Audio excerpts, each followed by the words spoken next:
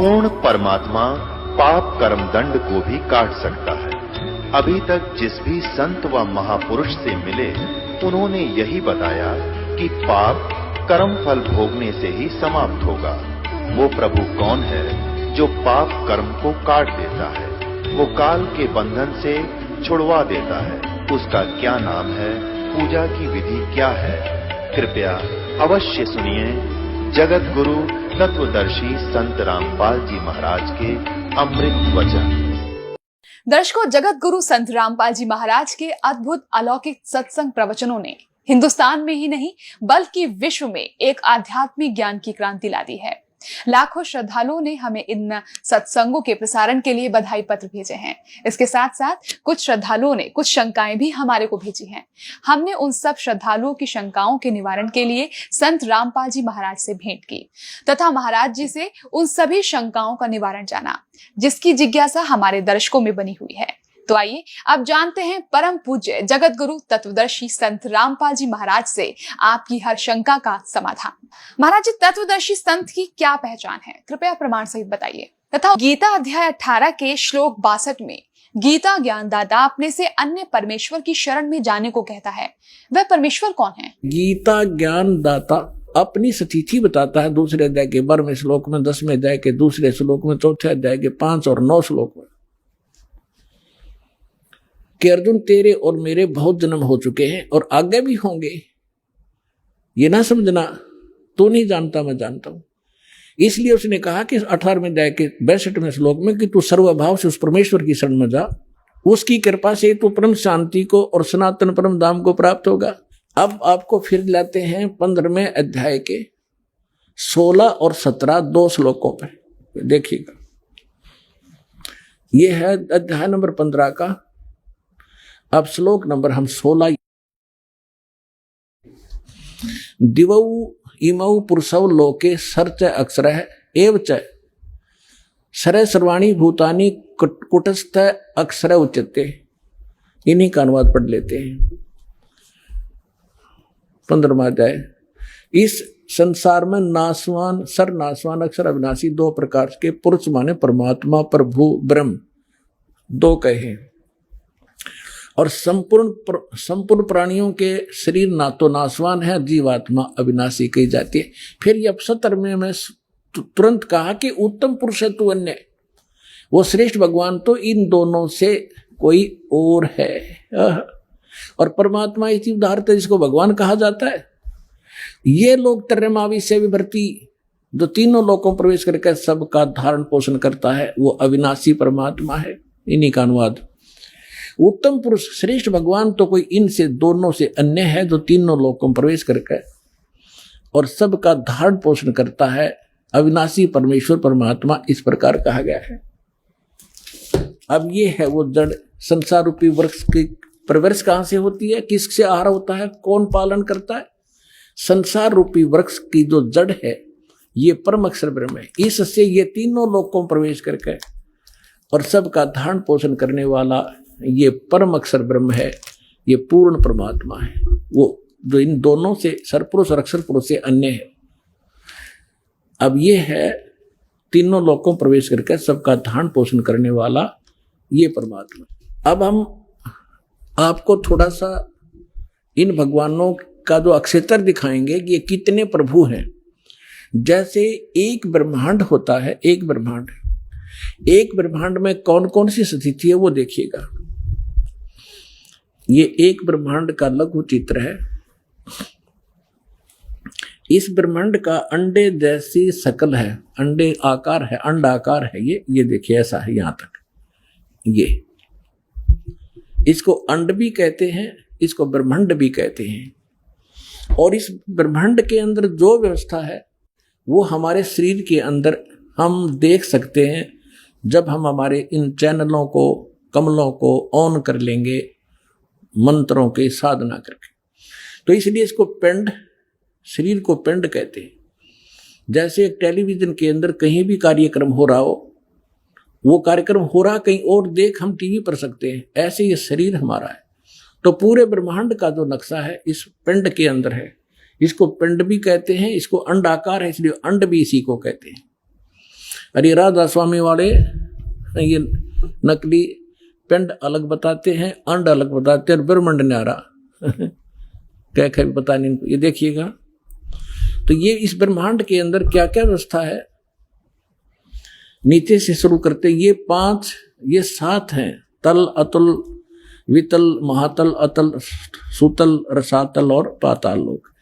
और ये पृथ्वी लोक, ये ब्रह्मा का लोक, ब्रह्मा जी का लोक, विष्णु शिव जी का लोक, विष्णु जी का लोक, और ये स्वर्ग, और ये नरक, ये इंद्र का लोक, ये मानसरोवर, ये धर्मराज का लोक, और ये एक ब्रह्मलोक है इसके अंदर। ये सारा ब्रह्मलोक कहलाता है। इतना ये एक ब्रह्मलोक है।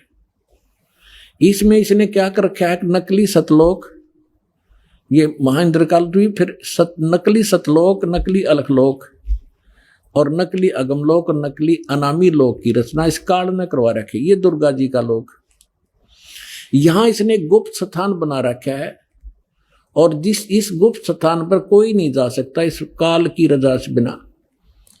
ब्रह्मा विष्णु महेश का पिता है। इसने 3 स्थान बना रखे, एक रजोगुण प्रधान क्षेत्र, एक तमोगुण प्रधान क्षेत्र, एक सतोगुण प्रधान क्षेत्र, जिसमें ये रजो इस ब्रह्मा रूप में ये अपना ऐसा रूप बना लेता है ब्रह्मा जी जैसा, और दुर्गा को ये अपनी पर सावित्री के रूप में रखता है। इन दोनों के संयोग से इस रजोगुण प्रधान क्षेत्र में रहते हुए जो पुत्र उत्पन्न होता है इसकी शकल जैसा हो जाता है, उसको ब्रह्मा नाम दे देता है और वो रजोगुण युक्त हो जाता है।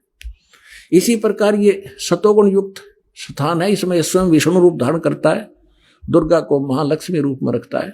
इन दोनों के संयोग से इस सतोगुण प्रधान क्षेत्र में रहने से जो पुत्र उत्पन्न होता है वो सतोगुण युक्त हो जाता है और उसका नाम विष्णु रख देते हैं। इसी प्रकार ये शंकर रूप बना लेता है, दुर्गा को पार्वती रूप में रखता है, और इन दोनों के संयोग से तमोगुण प्रधान क्षेत्र में जो पुत्र उत्पन्न होता है वो तमोगुण युक्त हो जाता है। इसलिए रजगुण ब्रह्मा, सतगुण विष्णु और तमगुण शिव जी की उत्पत्ति करके ये फिर नीचे के लोकों का प्रधान बना देता है, इनको एक एक द्वीप दे देता है। और ये तीनों भगवान केवल पृथ्वी लोक, स्वर्गलोक और इस पाताल लोक, इन 3 लोकों के ऊपर ही ये प्रभुता रखते हैं इस एक ब्रह्मांड में। बस इतने मालिक हैं, इतने स्वामी हैं। और ये ब्रह्म है इनका पिता सरपुरुष, ये केवल 21 ऐसे 21 ब्रह्मांडों का स्वामी है।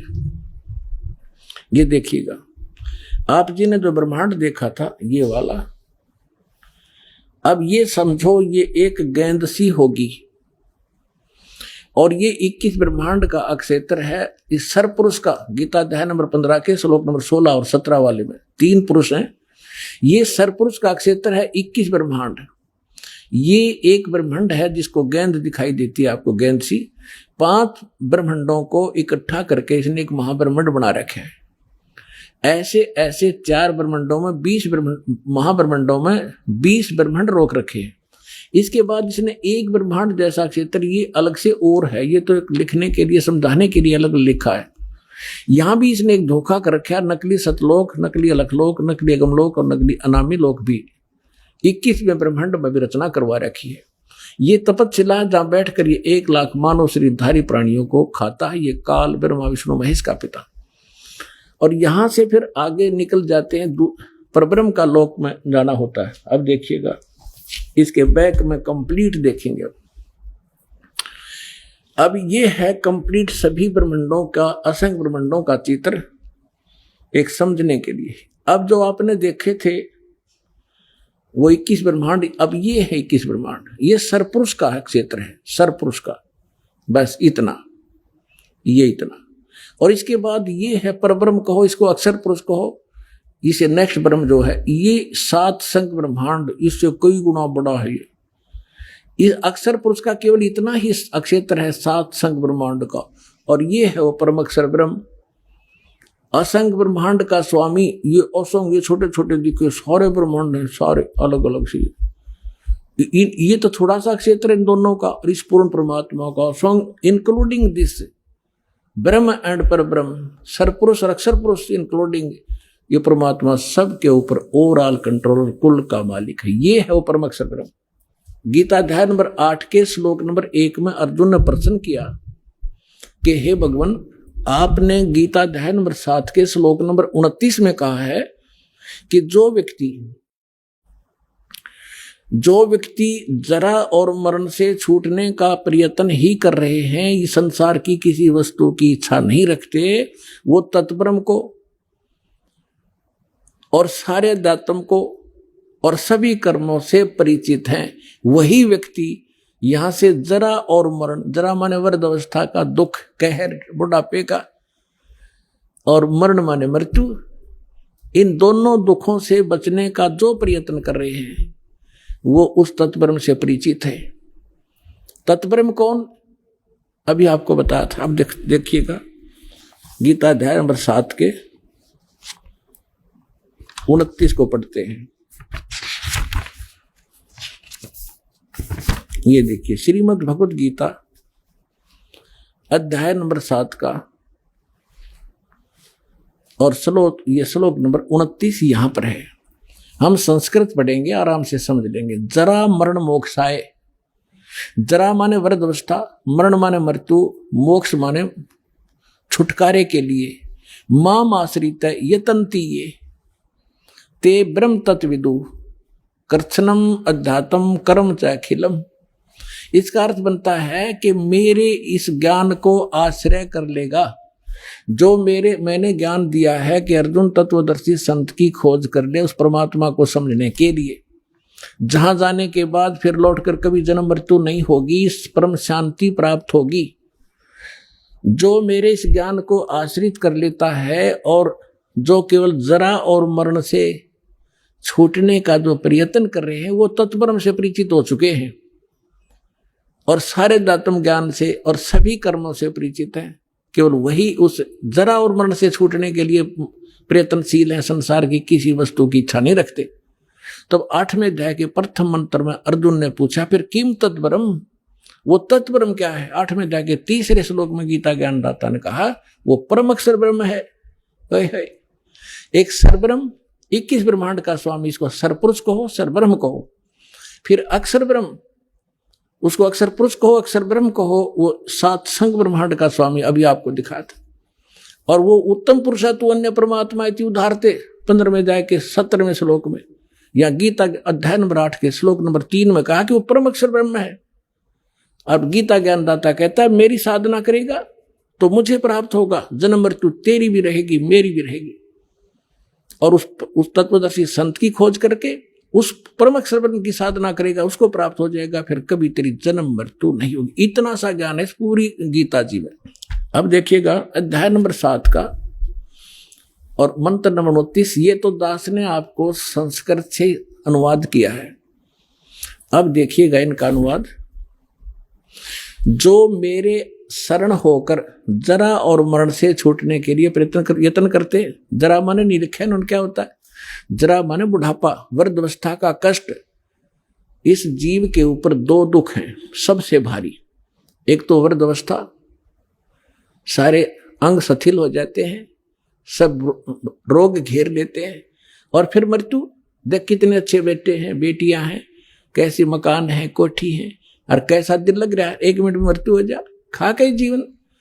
तो यहां इसमें बताया कि जो जरा और मरण से छूटने का जो प्रयत्न कर रहे हैं वो तत्ब्रह्म से परिचित है। यह देखो, जो मेरे शरण होकर जरा और मरण से छूटने के लिए प्रयत्न करते हैं वे पुरुष तत्, उस ब्रह्मन, ब्रह्म को,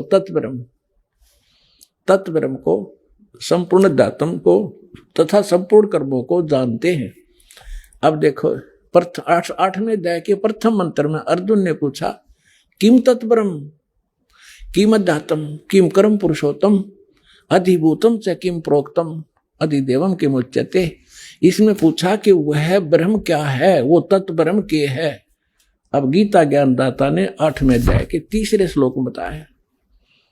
8वें अध्याय के 3रे श्लोक में वो परम अक्षर ब्रह्म है। अपने आत्मा इतना गजब का ज्ञान इस अनमोल ग्रंथ में, अमर ग्रंथ में, गीता जी में। और ये नकली श्री कृष्ण जी ने सुप्रीम पावर बताते, श्री कृष्ण जी का था कि इसमें रुल्लक हो ना, गीता में की तो पूजा की विधि भी नहीं है, उसका कोई जिक्र भी नहीं है, सिर्फ 3 गुण बता दिए, रजगुण ब्रह्मा, सतगुण विष्णु, तमगुण शिव जी। अब गीता ज्ञानदाता कौन है? ये ब्रह्म है। ये ऐसे अलौकिक कर्म करता है, किसी के अंदर प्रवेश करके अपना ज्ञान दे देता है। अब ये जो दास आपको बताना चाहता है कि गीता ज्ञानदाता कहता है कि मेरी भक्ति करेगा तो मुझे प्राप्त होगा। 8वें अध्याय के 5 और 7 मंत्र में, 8वें अध्याय के 8, 9, 10 में इस परम अक्षर ब्रह्म के बारे में कहा है कि उसकी भक्ति करेगा तो उसको प्राप्त होगा। सीधी सी बात है। अब देखिएगा, ये अध्याय नंबर 8 आप पढ़ रहे हैं, हमने 3 पढ़ दिया, 5 पढ़ेंगे। जो पुरुष अंत काल में भी मुझ को स्मरण करता हुआ शरीर को त्याग कर जाता है, वह मेरे साथ मद भावम भावती, मद भावम याति, वो मेरे ही भाव में भावित रहता है। इसका अर्थ तो ये बनता है, इसमें कोई संशय नहीं। और 7वें में क्या कहा है? अब 7वें में कहा है कि इसलिए हे अर्जुन, सब समय में मेरा स्मरण कर और युद्ध भी कर, मुझ में अर्पण किए हुए मन बुद्धि युक्त होकर निसंदेह मुझको ही प्राप्त होगा। अब देखो, गीता ज्ञान दाता कह रहा है कि यदि तू मेरी भक्ति करेगा तो युद्ध करना पड़ेगा तेरे को, यहां परम शांति नहीं हो सकती, क्योंकि जहां युद्ध है वहां शांति कैसे? और युद्ध में भी स्मरण जरूरी। तो इसलिए जो हठ योग किए करते हैं, जंगल में बाहर वन में चले जाते हैं, या 2.5 घंटे सुबह 2.5 घंटे शाम को हठ योग करते हैं, ये गीता और वेदों विरुद्ध है और सच्चिदानंद घन ब्रह्म की वाणी के विरुद्ध है। सच्चिदानंद घन ब्रह्म की वाणी में उस तत्व ज्ञान में लिखा है, नाम उठत नाम बैठत नाम सोवत जागवे, नाम खाते नाम पीते नाम सेती लागवे। यही गीता में लिखा है कि तू युद्ध भी कर, मेरा स्मरण भी कर, और इसका स्मरण करते हुए अंतिम सांस तक तू मेरा स्मरण करता हुआ शरीर छोड़कर जाएगा तो मुझे प्राप्त होगा। अपना मंत्र क्या बताता है देखिएगा, गीता अध्याय नंबर 8 के श्लोक नंबर अब 13 में गीता ज्ञानदाता कहता है, ओम इति एकाक्षरम ब्रह्म व्यवहरण माम अनुसमरण, यह प्रयाति तदंदेहम सयाति परमाम गतिम। मुझ ब्रह्म का, माम ब्रह्म, मुझ ब्रह्म का केवल ये ओम, यह एक अक्षर है, नथिंग एल्स। ये ओम अक्षर है, ये ओम, ओम, ये एक ओम अक्षर है। और सुमन करके, उच्चारण करके सुमन करने का, और यह प्रयाति तदंदेहम, जो इसका सिमरण करता हुआ शरीर छोड़कर जाता, सयाति परमाम गतिम, वो इस ओम से मिलने वाली परम गति को प्राप्त करेगा, परम गति को। अब ओम से मिलने वाली परम गति कौन सी है? ब्रह्मलोक, क्योंकि ब्रह्म का मंत्र है ओम। ओम के जाप से ब्रह्मलोक प्राप्त होगा, और ब्रह्मलोक में गए हुए प्राणी भी पुनरावृत्ति में 8वें अध्याय के 16वें श्लोक में लिखा, ये देखिएगा 8वें अध्याय के ये 16वें श्लोक में कि हे अर्जुन, ब्रह्मलोक पर्यंत भी सब लोग पुनरावृत्ति में है कि ब्रह्मलोक में गए हुए का भी जन्म मृत्यु होता है। इन्होंने इस मार्ग का अनुवाद थोड़ा गलत किया है, ये फिर समझाएंगे, अब टाइम नहीं है। अब जो दास आपको समझाना चाहता है कि गीता ज्ञान दाता अपना मंत्र ओम बताता है, और अपने उससे मिलने वाली परम गति क्या है? ब्रह्मलोक। ब्रह्मलोक में गए हुए फिर जन्म मृत्यु आते हैं, और अपनी स्थिति बताता है 2 अध्याय के 12वें श्लोक में, 10वें अध्याय के 2 श्लोक में, 4 अध्याय के 5 और 9 श्लोक में, कि अर्जुन तेरे और मेरे बहुत जन्म हो चुके हैं और आगे भी होंगे। ये ना समझना तू नहीं जानता, मैं जानता हूं। इसलिए उसने कहा कि 18वें अध्याय के 62वें श्लोक में कि तू सर्वभाव से उस परमेश्वर की शरण में जा, उसकी कृपा से तू परम शांति को और सनातन परम धाम को प्राप्त होगा। अब उसका मंत्र कौन सा है? उस परमात्मा की भक्ति, परम अक्षर ब्रह्म की साधना करने का। ओम तत्सत, 17वें अध्याय का 23वां श्लोक, फिर से आइए, ये 17वां अध्याय श्रीमद् भगवत गीता, और ये 17वां अध्याय, 17वें का 23वां श्लोक है। ओम तत्सत इति निर्देश है ब्रह्मण है त्रिविध है समर्थ है, ब्राह्मणा तेन वेदा च यगा विहिता पुरा। ओम ओम तत् तत् सत सत, ऐसे यह 3 प्रकार का सच्चिदानंद घन ब्रह्म, उस परम अक्षर ब्रह्म का मंत्र कहा है। अब सच्चिदानंद घन ब्रह्म परम अक्षर ब्रह्म का मंत्र ओम तत् सत, उसको पाने का। ओम तो पुण्यात्मा सीधा है ब्रह्म अक्षर पुरुष का, और जो तत् है वो अक्षर पुरुष का, वो सांकेतिक कोड वर्ड दास के पास है, इस पृथ्वी विश्व में किसी के पास नहीं। और सत है ये परम अक्षर ब्रह्म का, ये भी कोड वर्ड है, सांकेतिक शब्द है। ओम और तत् जो सांकेतिक शब्द है वो दोनों मिलकर ये सतनाम बनता है 2 अक्षर का। और जिसका भी आज तक मोक्ष हुआ उन महापुरुषों ने इस सतनाम का जाप किया है। और जो सत है वो सारनाम की तरफ संकेत है, वो भी कोई अन्य मंत्र है जो भक्तों को प्राप्त हो चुके हैं, उनको खूब ज्ञान है। अब 8वें अध्याय के 8, 9, 10 श्लोक, 3 श्लोकों में गीता ज्ञानदाता उस परम अक्षर ब्रह्म की साधना के लिए कहता, उसकी भक्ति करेगा उसको प्राप्त होगा, मेरी करेगा मुझे प्राप्त होगा, मुझे मेरी भक्ति करेगा जन्म मृत्यु तेरी भी रहेगी मेरी भी रहेगी, सनातन परम धाम नहीं प्राप्त हो सकता, परम शांति नहीं हो सकती, वो स्थान प्राप्त नहीं हो सकता जहां जाने के बाद फिर दौड़कर कभी संसार बन जाते, और उसके बगैर पूर्ण मोक्ष नहीं हो सकता, परम शांति नहीं हो सकती, और ये जन्म मरण का कष्ट मिट नहीं सकता। अब देखिएगा श्रीमद् भगवत गीता 8वें अध्याय का 8, 9, 10 आपको रूबरू करते हैं। अध्याय नंबर 8 का, और यहां से शुरू करेंगे। यहां तक तो इसने अपना बता दिया है कि हे अर्जुन, 7वें तक तो कि अर्जुन, इसलिए हे अर्जुन सब समय में मेरा स्मरण कर और युद्ध भी कर, इस प्रकार मुझ में अर्पण किए हुए मन भाव से युक्त होकर निसंदेह मुझको प्राप्त होगा। और फिर 8वें में क्या कहा है, अब अभ्यास योग युक्तेन चेतसा न अन्य गामिना परमं पुरुषम दिव्यम याति पार्थ अनुचिंतन। यहां देखिए, हे पार्थ, यह नियम है कि परमेश्वर के, ओहो देखो पुण्यात्माओं, डेफिनेशन ऑफ गॉड भी आज तक हमें नहीं बता सके हमारे नकली गुरु। ये सरपुरुष है, ईश्वर ये अक्षर पुरुष है, और परमेश्वर इन सब से उत्तम परमेश्वर वो सच्चिदानंद घन ब्रह्म, वो परम अक्षर ब्रह्म है। अब यहां बता रहे हैं कि उस परमेश्वर के ध्यान, उसकी भक्ति करने से उसको प्राप्त होता है। देखिए हे पार्थ, परमेश्वर के ध्यान के अभ्यास रूप योग से, ये नहीं, अभ्यास योग युक्तेन, जो मंत्र बताए हैं उनके अभ्यास करने से, और दूसरी ओर न जाने वाले से, यानी और कोई साधना नहीं करने वाला व्यक्ति, और निरंतर चिंतन करता हुआ परम दिव्य पुरुषम, परमम दिव्यम पुरुषम, परम प्रकाश रूप नहीं, परम दिव्य पुरुष को, अर्थात उस परमेश्वर को, परम अक्षर ब्रह्म को ही प्राप्त होता है। अब देखना 9वें में क्या कहा है,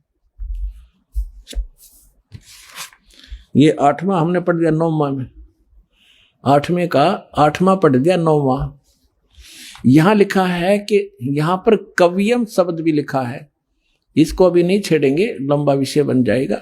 जो इन्होंने इसका अर्थ कर दिया सर्वज्ञ, कवियम का अर्थ होता कबीर देव लिखना था। जो कबीर देव अनादि है, सबका नियंत्रता है, सूक्ष्म से भी अति सूक्ष्म और सबका धारण पोषण करने वाले अचिंत स्वरूप, सूर्य के सदृश नित्य चेतन आदित्य वर्णम साकार परमात्मा तेजो में शरीर युक्त, इसका अर्थ ये बनता है अविद्या से परे, अति परे, यानी जो इसको कोई नहीं जानता, सब उस सच्चिदानंद परमेश्वर का सेवन करता हुआ।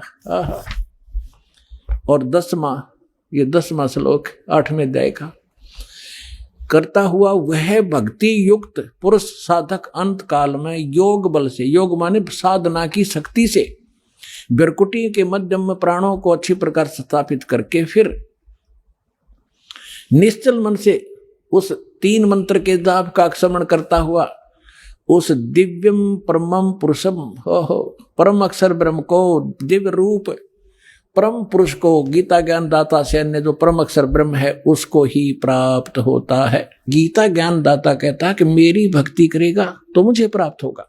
8वें अध्याय के 5 और 7 मंत्र में, 8वें अध्याय के 8, 9, 10 में इस परम अक्षर ब्रह्म के बारे में कहा है कि उसकी भक्ति करेगा तो उसको प्राप्त होगा। गीता ज्ञान दाता अपना मंत्र ओम बताता है और अपने उससे मिलने वाली परम गति क्या है, ब्रह्मलोक में गए हुए फिर जन्म मृत्यु आते हैं, और अपनी स्थिति बताता है दूसरे अध्याय के 12वें श्लोक में, 10वें अध्याय के दूसरे श्लोक में, चौथे अध्याय के 5 और 9 श्लोक में, कि अर्जुन तेरे और मेरे बहुत जन्म हो चुके हैं और आगे भी होंगे। ये ना समझना तू नहीं जानता मैं जानता हूं। इसलिए उसने कहा कि 18वें अध्याय के 62वें श्लोक में कि तू सर्वभाव से उस परमेश्वर की शरण में जा, उसकी कृपा से तू परम शांति को और सनातन परम धाम को प्राप्त होगा। वो परमात्मा है गीता ज्ञानदाता, अपने से अन्य परमात्मा के विषय में कह रहा है कि उसकी पूजा करनी चाहिए। और इसमें स्पष्ट कर दिया कि उसके पश्चात तत्वदर्शी संत मिलने के बाद तत्व ज्ञान के द्वारा इस अज्ञान को हटाकर काटकर उसके पश्चात परमेश्वर के उस परम पद की खोज करनी चाहिए, जहां जाने के बाद साधक फिर लौटकर कभी संसार में नहीं आते। अपने विषय में गीता ज्ञानदाता दूसरे अध्याय के 12वें श्लोक में, 10वें अध्याय के दूसरे श्लोक में कहता अर्जुन तेरे और मेरे बहुत जन्म हो चुके हैं, तू नहीं जानता मैं जानता हूं। तो इसे सिद्ध है कि यदि हम गीता ज्ञानदाता की भक्ति करेंगे तो हम फिर भी जन्म मृत्यु में रहेंगे, हमें कंप्लीट मोक्ष नहीं होगा, शाश्वत स्थान नहीं मिलेगा, हमें परम शांति नहीं हो सकती। इसलिए तत्वदर्शी संत की खोज करने को कहा है। राज आपको खोज करा करा पा गए, दास है उस तत्वदर्शी संत, आपका जचियो कद्दे फिर।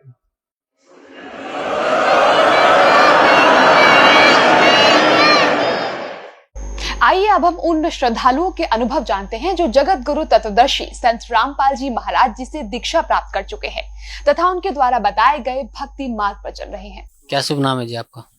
मेरा नाम जितेंद्र सिंह अहलूवालिया है। कहाँ से आए सर आप?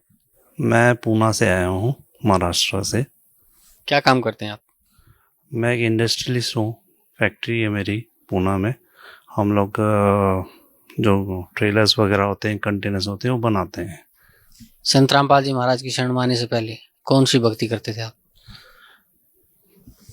हमारे घर में शुरू से ही संतों का आना जाना काफ़ी था, तो मैं एक सिख होने के नाते गुरुद्वारे भी जाता था, लेकिन एक संत जी की भी शरण में मैं हमेशा बचपन से रहा हूँ, जो कि शिव जी की भक्ति करवाते थे। मुझे उन्होंने ओम नमो शिवाय नाम दिया हुआ था, और अब मान के चलिए कि ये जो जीवन है, जब हमने ये ज्ञान सतगुरु रामपाल जी महाराज से प्राप्त हुआ, तो उसके बाद ये पता चला कि जो जीवन है वो एक सुख और दुख में चलता है। जब हमारे पुण्य कर्म होते हैं तो काफ़ी सुख मिलते हैं, और जैसे ही हमारे पाप कर्म शुरू हो जाते हैं तो दुख की शुरुआत हो जाती है। तो जिन संतों से मैंने वो नाम लिया था, वो नाम की क्या ताकत थी, वो आज मुझे इस ज्ञान से पता चला है। उसकी कोई ताकत नहीं थी। क्यों? क्योंकि मैं हर रोज़ का मेरा नियम ये था कि मैं जब घर से निकलता था, गुरुद्वारे जाता था, मत्था टेकता था। वहाँ से मेरी फैक्ट्री करीब करीब 1 घंटे दूर थी। आधे घंटे का सफ़र मैं सतनाम वाहेगुरु का जाप करता था, और आधे घंटे उसके बाद में मैं ओम नमो शिवाय का जाप करता था।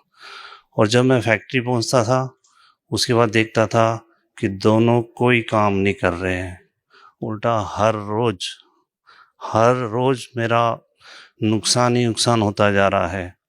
और एक समय ऐसा आ गया कि मैं टोटल ही स्क्वायर में फंस गया।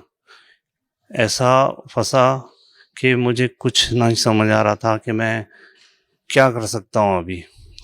वो फंसना ऐसा था कि मेरा घर, मेरी फैक्ट्री, सभी कुछ बैंक के ताबे में हो चुकी थी।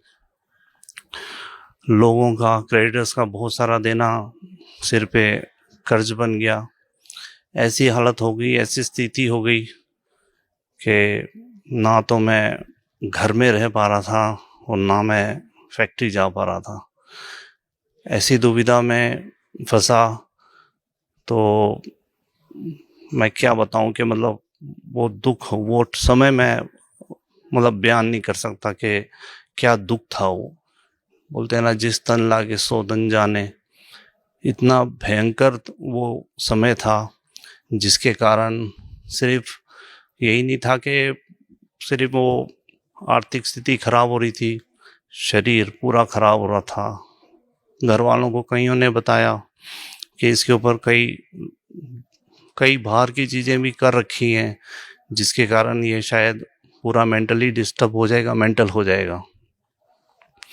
कई संतों ने भी बताया, क्योंकि हमारे घर में संतों का काफ़ी आना जाना रहता था।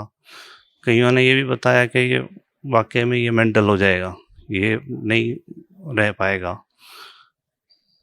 तो इसके चलते मैंने एक दिन फिर उन संतों के पास गया और उन संतों से जाके मैंने काफ़ी चर्चा की। आखिरी में उन्होंने मुझे ये कह दिया कि ये तो ब्रह्मांड है, ब्रह्मांड में तो ये दुख सुख तो चलते हैं, ये तो भुगतने पड़ते हैं। मैं बड़ा तड़फा, मैं आया और अपनी मदर के भाव में लपेट के मैं रोया, बहुत रोया। मैंने बोला मुझे नहीं पता क्या है ये, क्या ब्रह्मांड है और ये क्या स्थिति है, मुझे कुछ समझ में नहीं आ रही है। मेरे जैसा आदमी, जो मैंने कभी शराब को हाथ नहीं लगाया, कभी नॉनवेज नहीं खाया, कभी मैंने किसी को दुख देने की कोशिश नहीं की, और मेरे जैसे आदमी के साथ अगर ऐसा दुख है तो इस ब्रह्मांड या जो भी बोलते हैं, मुझे समझ नहीं आ रहा क्या स्थिति है ये। और वो पुकार जो मेरे हृदय से निकली, जो मेरी आत्मा से निकली, इस परमात्मा ने सुन ली। संत रामपाल जी महाराज की शरण में कैसे आए आप? संत रामपाल जी महाराज की शरण में मैं ऐसा आया कि संत रामपाल जी महाराज जी के एक शिष्य हैं पुणे में ही। मैं गाड़ियाँ बनाता हूँ और वो गाड़ियाँ चलाते हैं, जो हम कंटेनर्स वगैरह बनाते हैं। तो उनके लिए मैंने 2002 में मैं सदगुरु के शरण में आया था। तो 2002 में मुझे पता चला कि उन्होंने कुछ गाड़ियाँ बनवानी हैं। तो मैं उस ऑर्डर के लिए मैं उनके ऑफिस में गया था। उनका नाम रविंदर दास है। तो मैं उनके ऑफिस में जाके बाहर बैठा हुआ था। वो इतने में फिर मुझे उन्होंने अंदर बुलाया तो मुझे उन्होंने देखा। मैं करीब 3 साल के बाद उनको मिला था। उसके पहले 3 साल पहले उन्होंने गाड़ियाँ बनवाई थी। तो उन्होंने मुझे कहा कि जितेंद्र जी क्या हो गया, आपका चेहरा एकदम मतलब आपका पूरा ही रूप बदली हुआ है, क्या हो गया आपको ये। मैंने मतलब वहाँ पे मुझसे रहा नहीं गया। मैंने पूरी अपनी स्थिति बताई कि मैं किस तरह से फंस चुका हूँ और मेरे साथ क्या क्या बीत रहा है आज। मैं दोपहर के 2-2:30 बजे गया था। उन्होंने मुझे पूरा इस परमात्म ज्ञान का पूरा उन्होंने चीज़ समझाई। हमको वहाँ बैठे बैठे रात के 10:30-11 बज गए और मुझे समझ में आ गया कि यहाँ पर कोई चीज़ है, ये जो ज्ञान बता रहे हैं इसमें कुछ मतलब अंदर से आत्मा ने पूरी उस चीज़ को पकड़ लिया कि यहाँ पर कुछ ना कुछ बात बन जाएगी। क्योंकि इसके पहले भी मैंने कोई जगह नहीं छोड़ी, ना कोई मंदिर छोड़ा, ना कोई मस्जिद छोड़ा, ना कोई संत छोड़ा। हर एक के पास जाके मुझे फैमिली वाले भी ले जाते थे, क्योंकि मेरी तो मेंटली स्थिति इतनी ख़राब थी कि मुझे समझ में नहीं आता था कि क्या करूं। तो मुझे हर जगह ले जाते थे। तो जब मुझे ये ज्ञान पता चला तो मुझे लगा कि मैं तो वैसे दुख ही में काफ़ी था। मैं तो अपना दुख ही निवारण करने की कोशिश कर रहा था, ज्ञान को एक साइड में समझ रहा था, लेकिन मुझे ज़्यादा ये था कि मेरा दुख निवारण हो जाएगा इससे। मैंने उनसे कहा मुझे पूरा एड्रेस दीजिए सब। मैंने अगले दिन की टिकट की कोशिश की, वो नहीं मिली। उसके अगले दिन की मिली। मैं करोथा आश्रम पहुंच गया। करोथा आश्रम पहुंचने के बाद में जो मुझे सदगुरु के दर्शन हुए और जो मैंने वहाँ पे सब चीज़ें समझी, मैं वो दिन गया और ये दिन आया। मैंने पीछे अपने जीवन में कभी दुख नहीं देखा। फिर मेरे साथ बहुत कुछ होता था। जिस दिन मैं ट्रेन में बैठा था उस दिन भी हमारे फैक्ट्री में एलपीजी की पाइप को आग लग गई थी। आग लगते हुए पूरी आग चलते हुए पूरी सिलेंडर की तरफ बढ़ रही थी, सारे वर्कर्स वगैरह बाहर निकल गए थे। और फिर मुझे वहाँ से फ़ोन आया जब मैं करोता आश्रम में था कि वो आग एकदम सिलेंडर के पास जाके अपने आप बुझ गई।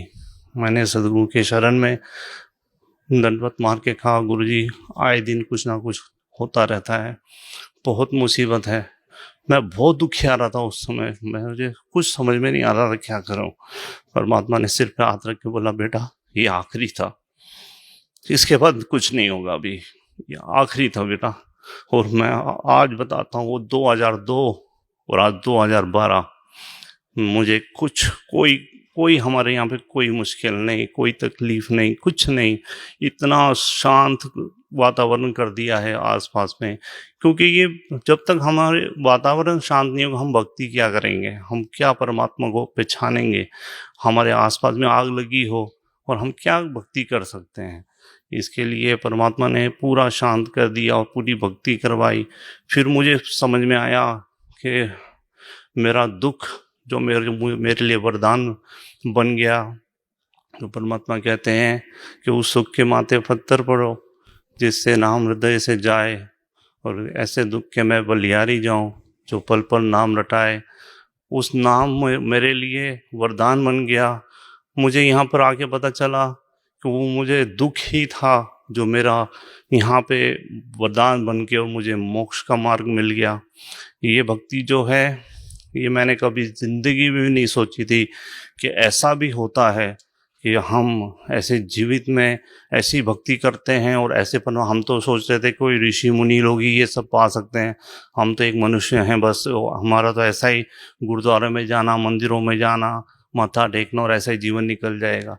सर, संत रामपाल जी महाराज से नाम उपदेश लेने के बाद आपको क्या क्या लाभ मिला? बहुत लाभ हुआ है। जैसे एक तो मैंने आपको अपनी आर्थिक स्थिति का बताया, फिर आर्थिक स्थिति में मैं आपको बता सकता हूँ कि ऐसे ऐसे जिसको लोग चमत्कार बोलते हैं या जो भी बोलते हैं, लेकिन इंसान पे जब दुख होता है ना उसको समझ में आता है कि वो कष्ट कैसे निकला जाए। अभी हम लोग कंटेनर्स बनाते हैं। 2010 में एक बार ऐसा हो गया कि हमने कुछ 28 गाड़ियों के ऑर्डर्स लिए थे, करीब करीब 3-4 करोड़ का वो माल था पूरी गाड़ियों का, और गाड़ियाँ बनी और हमने टाटा मोटर्स के पार्किंग में भिजवा दी। उसके बाद में कस्टमर का हमें फ़ोन आया कि गाड़ी आपने 15 फीट 4 इंच बना दी है, जो कि आपने 15 फीट बनानी थी। मेरे पैरों नीचे ज़मीन निकल गई। मैंने बोला ऐसा कैसे हो सकता है? बोला नहीं, मैं गाड़ी के पास खड़ा हूँ, हमने टेप लगाया हुआ है, हम देख रहे हैं यहाँ पर। मैं बोला ठीक है, मैं अपनी पूरी टीम को भेजता हूँ वहाँ पे, वो आके चेक कर लेंगे पूरी, हम देखते हैं कहीं क्या प्रॉब्लम है। मैंने सतगुरु जी से, संत रामपाल जी महाराज से एक उनके बारे में सुना था। उन्होंने बताया था कि उनके घर में उन्होंने जो उनकी खिड़की के ऊपर में एक जाली लगाई थी, तो वो जाली कम थी और बाद में वो जाली बढ़ गई थी। मैंने मन ही मन प्रार्थना की, हे मालिक अगर आप जाली बढ़ा सकते हो तो मेरी गाड़ी भी 4 इंच छोटी कर दो मालिक, बहुत बड़ा नुकसान हो जाएगा। मैं यही प्रार्थना करते करते अपने घर से निकला था और फैक्ट्री जा रहा था और यही प्रार्थना करते जा रहा था। और जब मेरी पूरी टीम वहाँ पे पहुँची, उन्होंने जब जाके गाड़ियाँ चेक की तो मुझे फ़ोन आया कि सर नहीं, बिल्कुल गाड़ियाँ जो है 15 फीट ही हैं, कोई उसमें बिल्कुल भी ये नहीं है। ये चीज़ मतलब बताना, किसी को बताएं तो कोई विश्वास ना करे, लेकिन मेरी आत्मा जानती है कि मालिक ने गाड़ियाँ छोटी कर दी थी। जो 15 फीट 4 इंच बनी थी वो मालिक ने 15 फीट कर दी। ये तो मतलब परमात्मा के लिए तो बहुत छोटी चीज़ें हैं। बहुत सबसे बड़ी चीज़ें ये हैं कि जो मालिक हमें ये मोक्ष का मार्ग बता रहे हैं, ये ज्ञान दे रहे हैं। ऐसा ही जब मैं दुखी था तो आर्थिक स्थिति बहुत खराब थी। मेरे जीवन का सबसे बड़ा दुखित दिन वो था जिस दिन मुझे अपने बच्चों के फीस भरने के लिए भी पैसे नहीं थे। आप यकीन नहीं कर सकते परमात्मा ने मुझे कहाँ से कहाँ निकाल दिया। मुझे परमात्मा ने उस समय इतनी मदद की कि मेरे बच्चों ने अपने जो छोटे छोटे बच्चे अपने पिकी बैंक्स बनाते हैं, उसमें पैसे रखते हैं, तो वहाँ उनकी दादी उनको पैसे दिया करती थी, वो जमा करते थे। एक दिन मुझे मतलब ऐसे लगा कि मैं आज क्या करूं, तो दोनों बेटे छोटे छोटे थे, एक 8 एक 10 साल का था उस समय, दोनों अपना पिगी बैंक ले आए। मुझे बोलते पापा आप इसमें से हमारी फीस भर दो। मैं क्या बताऊं, मैं क्या किस हालत में था उस समय, लेकिन इस मालिक ने इतना सुख दिया है, इतना सुख दिया है कि मैं बता नहीं सकता आपको कि मतलब किस किस लोगों के सामने मैंने क्या क्या नहीं किया उस समय, लेकिन कोई मदद के लिए नहीं आया इस परमात्मा के सिवा। मैंने कुछ लोगों को पेमेंट देनी थी, ये मालिक ने मुझे कैसे मदद की मैं आपको बताता हूँ। मुझे 78,000 रुपीज़ देने थे, तो मैं दे नहीं पा रहा था। बहुत लोगों का और भी कर्जा था, लेकिन वो कुछ लोग शैतान थे, गड़बड़िया थे, कुछ लोगों को ले आए मेरे सामने, बोलने लगे पेमेंट हमें आज के आज ही चाहिए। मैं बोला पेमेंट है नहीं मेरे पास, मैं दे दूंगा आपको कुछ समय, मैं आदमी खराब नहीं, मेरा समय खराब है आज। तो बोलने लगे नहीं, आप 78,000 का चेक बना के दीजिए, हम लेके जाएंगे, कैसे भी आपको पास कराना पड़ेगा। जबरदस्ती उन्होंने मुझसे कहा, मैंने बना के दे दिया। मैंने बोला पास तो होगा नहीं, अब देख लो, ले जाओ। बोलते देख लेंगे हम, पास नहीं होगा तो। मैंने बस मालिक के आगे प्रार्थना रखी, और वो एक दिन निकला, 2 दिन निकला, ऐसे करते करते 6 महीने निकल गए, ना तो कोई आया ना कुछ। 6 महीने के बाद में मुझे स्टेट बैंक ऑफ इंडिया से एक लेटर आया। उन्होंने लिखा कि गुना म्यूनसिपल कॉरपोरेशन का 80,000 का चेक आपके अकाउंट में डल गया था, और जिसके कारण आपके अकाउंट से 78,000 रुपीज़ का एक चेक क्लियर होकर चले गया। अभी आप बताइए, ये परमात्मा नहीं है तो क्या है ये? परमात्मा ने मेरी उस समय मतलब इतने खतरनाक लोगों से भी मेरी रक्षा की, और मेरी इज्जत रखी, सब किया। ये सब खेल वो करता है, लेकिन दुनिया को बताओ तो दुनिया मानती नहीं है, समझती नहीं है। फिर ऐसे ही करके और भी बहुत सारी चीज़ें हैं, जैसे हमारे पूरा घर, फैक्ट्री पूरा बैंक के पास थी, पूरा उन्होंने केस कर रखा था कोर्ट में, पूरे चीज़ें को उन्होंने पूरा लीलाओं तक ये चल रहा था। लेकिन बस ये परमात्मा का खेल था कि परमात्मा ने जैसे ही शरण में आया हूँ, शरण में आते ही परमात्मा ने पूरा कुछ भी कर सकते हैं मालिक ने। जब मैं शरण में आया हूँ उसके बाद में इतना मार्केट में काम दिलवा दिया कि हमें कहीं बाहर जाके काम कर लेके आने की ज़रूरत नहीं पड़ती थी। लोग आके कहते थे हमारी गाड़ी बना दो, हमारी गाड़ी बना दो, और इतना काम आया जिसके कारण हमने बैंक से बात की। बैंक से बात करके उनको बताया कि हम ऐसे ऐसे करके आपको देंगे। बैंक वाले भी मान गए, और धीरे धीरे करते हुए हर एक चीज़ ठीक हो गई। आज परमात्मा ने बहुत ही सुख दिए हैं, और अब मैं मतलब माइनस से भी नीचे था, वो वहाँ से मुझे आज यहाँ परमात्मा ने अपने चरण कमलों में रखा हुआ है। मतलब इतना सुख दिया है कि मैं आपको, मेरे पास कोई वर्ड्स नहीं है कि जिससे मैं आपको उस डिस्क्राइब करके बता सकूं। जितेंद्र जी, भक्त समाज को आप क्या संदेश देना चाहते हैं? मैं यही संदेश देना चाहता हूं कि अभी आप देखिए, मेरे जैसा आदमी जो कभी किसी को दुख नहीं देता था, नॉन वेज नहीं खाता था, ड्रिंक्स नहीं पीता था, और सुबह शाम हमारे घर में संतों का आना जाना रहता था, और गुरुद्वारे जाना था, मंदिर जाता था, सब करता था। मेरे साथ क्या हो गया? तो ये क्या है यहाँ पे, बस यही है कि हम अपने सब कर्मों के ऊपर चल रहे हैं। हमारे जितने पुण्य होंगे उतने हमको बस अच्छा उस समय मौज होगी, छाया रहेगी। जैसे हमारे पाप कर्म स्टार्ट हो जाएंगे, हमें धूप मिलेगी, हमें सेक मिलेगा, इतनी हीट मिलेगी आप अपने आप को नहीं पहचान पाओगे। तो हमें आज जो सदगुरु रामपाल जी महाराज ऑथेंटिक प्रूफ्स के साथ में हर ग्रंथ को बता रहे हैं, हर शास्त्रों को बता रहे हैं, हमें किसी को भी पूछने की ज़रूरत नहीं है। हमें बस इतना करना है कि आज जो वो टीवी चैनल्स पे बता रहे हैं, जो उनके सीडीज़ बनी हुई आप वो देख सकते हो, उनकी किताबें वो देख सकते हैं। हमें किसी को मत पूछिए, आप हमारा भी मत सुनिए ना, लेकिन इतनी बेनती है कि आप ये सिर्फ अपना थोड़ा सा समय निकाल के और इस चीज़ पे गौर करिए, और फिर 110% आपको बताते हैं कि इसमें कोई शंका नहीं मिलेगी, आपको कोई डाउट्स नहीं रहेंगे, हर चीज़ आपकी क्लियर हो जाएगी और आप परमात्मा पा सकते हैं, आप मोक्ष प्राप्त कर सकते हैं। इतना गारंटेड मार्ग है ये। जितेंद्र जी, आप बता रहे थे कि आप सतनाम वाहेगुरु जी का जाप करते थे, तो ये सतनाम वाहेगुरु जी क्या है?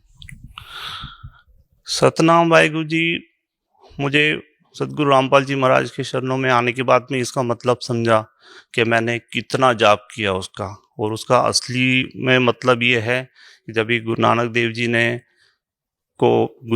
जी को जब कबीर साहिब जी सचखंड लेके गए थे, और वहाँ पे जाने के बाद में गुरु नानक देव जी ने ये कहा था कि मुझे यहीं रहने दो, मुझे वापस मत भेजो उस काल के लोक में।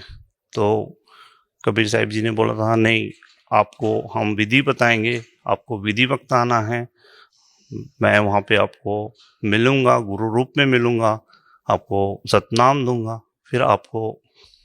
फिर मोक्ष प्राप्त होगा और आप आ सकते हैं। फिर गुरु नानक देव जी ने जब वहाँ से आए थे वापस, और उन्होंने उदासी स्टार्ट की थी, पहली उदासी जैसे उनकी काशी की थी, तो उन्होंने यही कहा था कि वही गुरु मिले और मुझे सतनाम दे। सतनाम वाहिगुरु मतलब वही गुरु मिले मुझे और वही सतनाम दे मुझे, जिससे कि मेरा मोक्ष हो। असली में इसका मतलब ये कोई नाम वगैरह नहीं है, ये गुरु नानक देव जी से मुख से निकले हुए ये शब्द हैं जिससे कि वो मोक्ष प्राप्त कर सकते थे उसके द्वारा। ये कोई नाम जपने का नहीं है, ये वो गुरु को ढूंढ रहे थे, उस सच्चे गुरु को ढूंढ रहे थे जिससे कि उनको सतनाम प्राप्त हो सके। तो क्या आपका मानना है कि कबीर परमात्मा ने, गुरु नानक जी जो थे उनके पूज्य गुरुदेव कबीर परमात्मा ही थे? बिल्कुल, इसमें कोई डाउट ही नहीं है। उनको बई नदी के ऊपर आके मिले हैं। आज हर सिख जानता है बई नदी की साखी क्या थी, सब जानते हैं। बई नदी के ऊपर आके जिंदा महात्मा के रूप में उनको मिले थे, और इसी रूप में कबीर साहिब जी हर संतों को मिले हैं, जिनको भी उस समय वो गरीबदास जी को लेके गए या धर्मदास जी को लेके गए, जिनको भी मिले हैं वो जिंदा महात्मा के रूप में मिले हैं। और गुरु नानक देव जी को भी उसी रूप में वो मिले थे, और उसी रूप में उन्होंने उनके साथ ने वार्तालाप की थी। और ये साक्षात मतलब चीज़ें लिखित में हैं, इसमें कोई डाउट नहीं है। तो अगर फिर डाउट करने जाएं तो फिर बहुत सारी बातें मनमुखी करें तो कर सकते हैं, लेकिन ऑथेंटिकली तो जब तक हम नहीं देखेंगे तो कोई भी मानेगा नहीं। इसलिए ये ऑथेंटिक प्रूफ्स हैं, लिखित में है, सब चीज़ें सामने दिखाई देती हैं। और देख के भी अगर कोई अनजान पुना करे तो फिर तो वो परमात्मा पाना ही नहीं चाहता, वो लोगों को भटकाना चाहता है। और मैंने एक चीज़ और देखी है इस जीवन में कि जो खास करके हमारे सारे धर्म के ठेकेदार हैं, इन्होंने सबसे ज़्यादा काम बिगाड़ा हुआ है समाज का, क्योंकि ये अपनी ही उल्लू सीधा करने के लिए भगत समाज को भड़का देते हैं, उनको गलत रास्ते पे लगा देते हैं। बस उनको ये बोल देंगे नहीं ये ऐसा ही बता रहे हैं, वो वैसा ही बता रहे हैं। असलियत में जो भी भक्ति करना चाहता है, जो परमात्मा पाना चाहता है, आज हम पढ़े लिखे हैं, आज हमको कोई भड़का नहीं सकता। हाँ, आज हम अपने आँखों से देखें ना, हम समझ सकते हैं, पढ़ के समझ सकते हैं। हमको ज़रूरत नहीं इतने मोटे मोटे ग्रंथ खोल के पढ़ना। आप संत रामपाल जी महाराज की सत्संग आता है, वो सुनिएगा, बिल्कुल निष्पक्ष होकर सुनिएगा, और फिर देखिएगा आप हर एक चीज़, हर ग्रंथ उन्होंने सामने रखा हुआ है। हम देख सकते हैं ना, और देख के भी अनदेखा करें तो फिर हम भक्ति नहीं करना चाहते। इसके लिए अगर हम थोड़ी सी, इतनी हमारी सिर्फ हर पूरे भगत समाज के आगे प्रार्थना है कि थोड़ी सी अपना समय निकालें और इस ज्ञान को सुने, खुद समझें। किसी की ज़रूरत नहीं है इसमें कोई भी किसी से समझने की, ये ज्ञान अपने आप समझ में आ जाता है। अगर हम कोशिश करेंगे, हम परमात्मा पाना चाहते हैं, तो हम इस सत्संग को, सदगुरु जी के सत्संग को सुन के और उनकी किताब पढ़ के हर हालत में 100% इस ज्ञान को समझ सकते हैं। तो सभी चीज़ें देख के हम आज पढ़े लिखे हैं, हम देख के समझ सकते हैं ना कि who is God, Kabir is God, no doubt. कोई भी डाउट रहता है नहीं, 1% भी डाउट नहीं रहता मन के अंदर में कि कबीर इज नॉट गॉड। ऐसा बिल्कुल भी कभी भी शंका आ ही नहीं सकती। क्यों? क्योंकि हमारे ग्रंथ हैं और हम ग्रंथों को देख के समझ सकते हैं उसको। तो इसके लिए अगर हम परमात्मा पाना चाहते हैं तो अगर हम अपने ग्रंथों को ध्यान से समझेंगे, सुनेंगे, तो हमें हर हालत में ये यकीन हो जाएगा कि कबीर इज गॉड। क्या आप मानते हैं कि जो भक्ति आज आपके पूज्य गुरुदेव संत रामपाल जी महाराज आपको दे रहे हैं, क्या वही भक्ति गुरु नानक देव जी ने भी की थी? बिल्कुल बिल्कुल 100% वही भक्ति की थी। क्योंकि जब पूरा ये प्रकरण हमारे सामने संत रामपाल जी महाराज ने अपने ही ग्रंथों से निकाल के सामने रख दिया है, तो उसमें तो कोई डाउट ही नहीं रहा ना। और वो जो 2 अक्षर का नाम है, सतनाम जो है, वो संत रामपाल जी महाराज ने हमें गुरु नानक देव जी की जो प्राण संगली है उसके अंदर में भी लिखित में बता दिया। जब बाला और मर्दाना के साथ वो लंका देखने की हट कर रहे थे और उनको दिखाने के लिए लेके जा रहे थे, उस समय भी उन्होंने वही नाम जपा था। उसके बारे में भी पूरा बताया गया है, लिखित में है, सामने है। इसके लिए गुरु नानक देव जी ने जो भक्ति की थी, आज 100% हम वही कर रहे हैं। और गुरु नानक देव जी का अगर मोक्ष हुआ है तो 100% हमारा भी होगा। जितेंद्र जी, और कुछ आप भक्त समाज को या अपने भाई बहनों को कुछ संदेश देना चाहते हैं? मैं यही संदेश देना चाहता हूँ कि ये मनुष्य जीवन बहुत ही दुर्लभ है और बहुत छोटा सा जीवन है। हम ज्ञान से ये समझ में आया है कि जब सतयुग था तो 1 लाख वर्ष मनुष्य का जीवन होता था और आज 100 भी नहीं रहा है अभी तो। और अगर इतना सा छोटा सा जीवन है और इतने से छोटे से जीवन में अगर हमें परमात्मा मिल जाए तो मतलब इससे बढ़कर चीज़ कोई नहीं हो सकती। क्योंकि हमने भी सुना है और हमारे बाप दादाओं ने भी बताया है कि कई ऋषि मुनि कई तप कर करके अपना शरीर गला गए, कईयों ने क्या क्या नहीं किया और परमात्मा नहीं पाया। ये गोल्डन अभी युग चल रहा है जिसमें कि परमात्मा ने बहुत दया की है हम सभी आत्माओं पे, सब बच्चों पे। तो हमें ये इसका पूर्णता से लाभ उठाना चाहिए। ये वक्त बार बार नहीं आता है, जबकि तत्वदर्शी संत और ये हमें मनुष्य जीवन और ये सब चीज़ें एक ही साथ हो जाना, एक कोई लॉजिक नहीं है, लेकिन ये हकीकत है कि ये एक ही बार ऐसे बड़ा मुश्किल से मौका मिलता है और इसका पूरे भगत समाज को लाभ उठाना चाहिए। ये बहुत ही दुर्लभ चीज़ है जो इस सृष्टि में होती है और ये अभी चल रही है। क्योंकि वो भी लिखित में जो पिछली पीढ़ी की में होना है वो भी लिखित में है और वो हो रहा है अभी कि पिछली पीढ़ी में ही सब अभी तरेंगे। परमात्मा में पूरा लिखित में बताया हुआ है, जैसे 5555 जब कलयुग बीत जाए तब कोई महापुरुष तारण को आए। तो ये जो 5555 है वो भी प्रूफ करके बता दिया सदगुरु जी ने कि 1997 में वो टाइम पूरा हुआ है और तब से ये ज्ञान एकदम से ऊपर बढ़ा है। और सदगुरु रामपाल जी महाराज ने ये सभी भक्तों, सभी भगत समाज पे बहुत इस मालिक ने दया की है कि सभी को ये नाम उपदेश भी दे रहे हैं, जो कि मतलब आप यकीन करें कि बड़े बड़े ऋषि होके चले गए जिनको ये नाम प्राप्त नहीं हुआ था।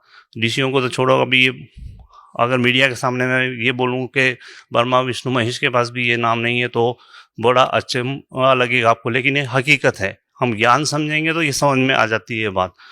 तो ब्रह्मा विष्णु महेश कोई अलग नहीं है, वो भी हमारे ही देवी देवता हैं, लेकिन वो क्या स्थिति में सब चीज़ें हमको समझना पड़ेगा। तो ज्ञान समझ के हम हर एक चीज़ समझ सकते हैं कि ये नाम मिलने में और परमात्मा पाने में कितना आसान है अगर हम उस चीज़ को समझ के करेंगे तो। जितेंद्र जी, आपके पूज्य गुरुदेव संत रामपाल जी महाराज ने वर्तमान के सभी धर्म गुरुओं को शास्त्रार्थ के लिए आमंत्रित किया हुआ है, तो आपको कैसा लगता है?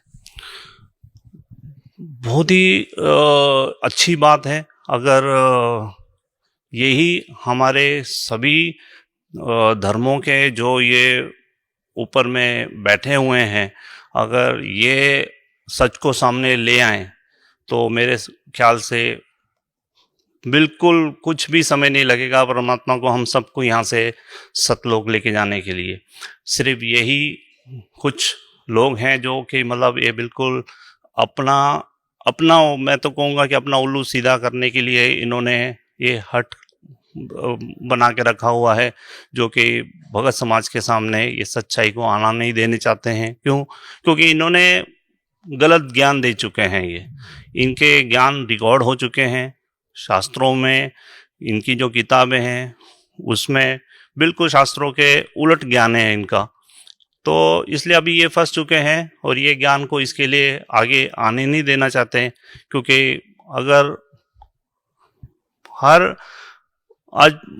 हर आदमी के पास में क्या हुआ कि भक्ति करने के लिए समय नहीं है तो सत्संग नहीं देखते हैं, कि कोई ग्रंथ को पढ़ते नहीं है। बस जो हमारे बाप दादा करते आ रहे हैं, कहीं घंटी बजा दी, कहीं अगरबत्ती लगा दी, कहीं कुछ कर लिया, वो कर रहे हैं। अगर थोड़ा सा समय निकालें और इस ज्ञान को समझने की कोशिश करें तो ये जितने भी संत बैठे हैं आज अपने आप को संत कहते हैं, इनका असली चेहरा सबके सामने आ जाएगा और सच्चाई उस परमात्मा की सबके दिल में उतर जाएगी और हम सब मोक्ष प्राप्त कर लेंगे।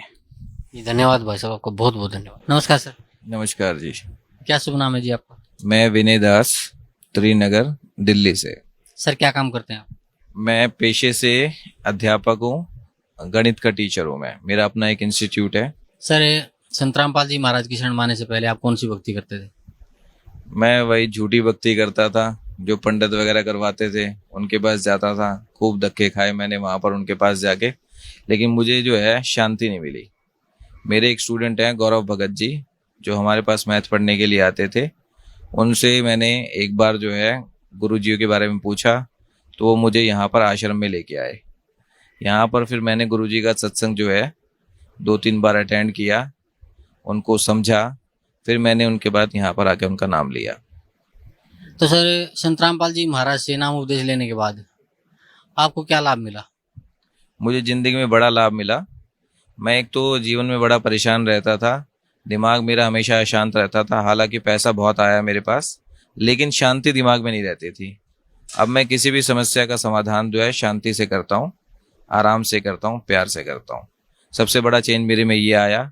मैं प्रॉपर्टी के पीछे बहुत भागता रहता था, यहाँ बनानी है प्रॉपर्टी, वहाँ बनानी है प्रॉपर्टी, लेकिन बनती नहीं थी। कुछ ना कुछ मुसीबत में फंस जाता था, कहीं पर लोन हो जाता था, कहीं पर कुछ हो जाता था, उतारते उतारते प्रॉपर्टी बिक जाती थी।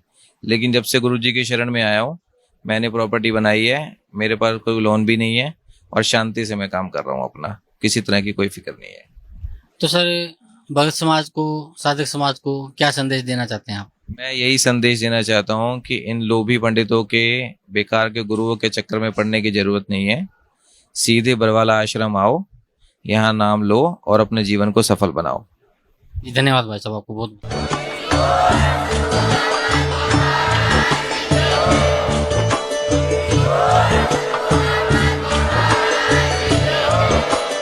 आप सुन रहे थे जगत गुरु तत्वदर्शी संत रामपाल जी महाराज जी के मंगल प्रवचन। अधिक जानकारी के लिए विजिट कीजिए हमारी वेबसाइट www.jagatgururampalji.org। संत रामपाल जी महाराज जी के शुभ आशीर्वाद से पूरे विश्व भर में 500 से भी ज्यादा नाम दीक्षा केंद्र हैं, जिन पर संत रामपाल जी महाराज जी द्वारा ऑनलाइन निशुल्क नाम दीक्षा दी जा रही है। अपने नजदीकी नाम दीक्षा केंद्र का पता करने के लिए संपर्क करें 8222880541।